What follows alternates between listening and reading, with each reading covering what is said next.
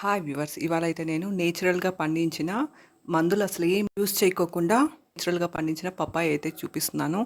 Junk తినడం బదులు ఇలాంటి నేచురల్గా పండించిన ఫ్రూట్స్ తింటే చాలా హెల్దీ అనమాట.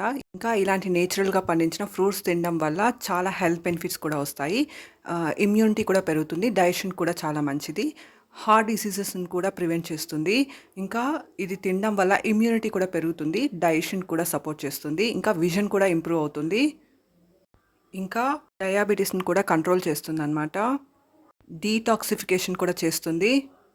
ఇందులో విటమిన్స్, మినరల్స్ కూడా అధికంగా ఉంటాయి. ఇందులో vitamin A, vitamin C, vitamin E కూడా అధికంగా ఉంటాయి అన్నమాట. యాంటీ ఆక్సిడెంట్స్ కూడా అధికంగా ఉంటాయి. ఇందులో ఉండే లికోపిన్ అనే anti oxidant heart diseases risk నుంచి కూడా కాపాడుతుంది.